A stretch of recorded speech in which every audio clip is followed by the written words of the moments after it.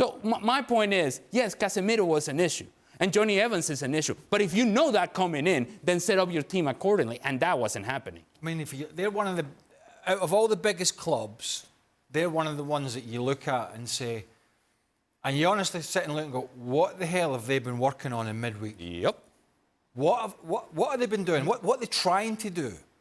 Right, it might not come off, but what are they trying to do? And there's no sign that there's any coherent strategy in what they're trying to do. I mean, we can look at the Brightons and the Tottenhams and the Aston Villas, these clubs that are trying to be something and they're trying to do it a certain way. Doesn't always work, but they're trying something. There's a clear identity to what they're trying. There is nothing at Man United. And where this injury scenario, bad defence, nobody's available, falls flat in its face, is these players all have been available at some point during the season.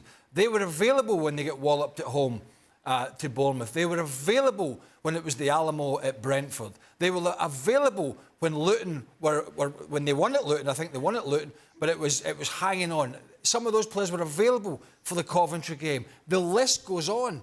So yeah, you can, if you've got recency bias, you look at it and say, well, that wasn't a very good defence at Crystal Palace, and then you delve deeper and look back at most of the games this season, and a lot of those players, Varane at different times, Lindelof, Maguire, Shaw, they've all been available, and yet they had the same problems when those guys were able to go in the starting lineup.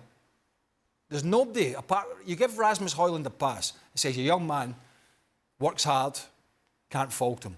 But you look even the players that they've brought in, even in the summer, even Onana yesterday, and in previous games.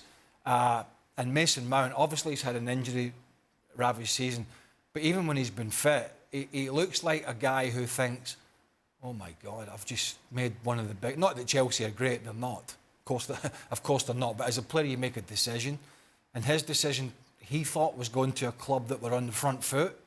And whilst he's been poor himself, and as I say, he's been out, he got to be thinking to himself, I've just made a terrible move here. I'm not advocating violence, right? Oh dear. Okay, I'm not. It never starts well. But if you're losing in the manner in which you are, and the other team starting to knock the ball around in the manner in which they were. The Olays? The Olays and the back heel, and I said it yesterday, the little flick on action. If you have anything about you as a team, you're kicking somebody. You're kicking somebody. At the very least, you're going to get into somebody and you're going to kick somebody. Because it's the bare minimum of competing. And Manchester United were not even close to doing that. Listen, we can agree or not on, just briefly, West Ham. Right, here's a scenario. West Ham fans, whether they're right or not, and time will tell, were, not them all, but a lot of them were hell-bent on, they wanted change. And David Moyes, they were nowhere near relegation. They've won the Europa Conference League, the first time they've ever won a European trophy. There was some good times, but there was not always good football. And the fans, to them, it was unacceptable. And yet, at United, there was no excuse for Moyes, who has a much smaller budget. No excuse whatsoever.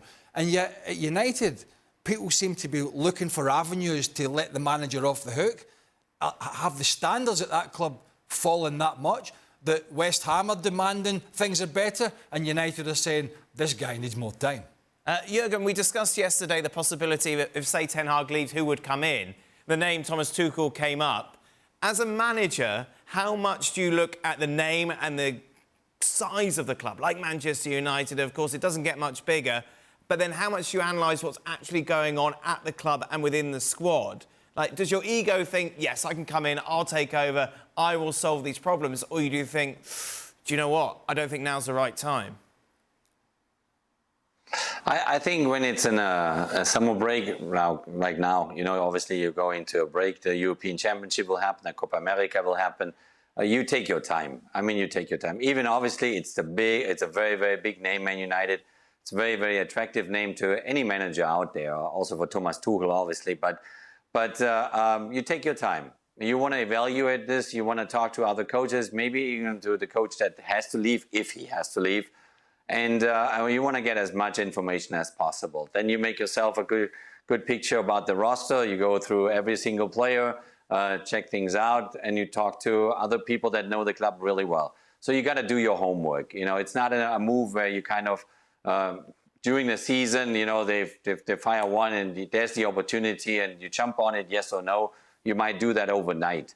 But this is now a move that you're going to do this summer where there's no need to jump on it overnight. There's time now, plenty of time to analyze the situation and see if you fit there or maybe not.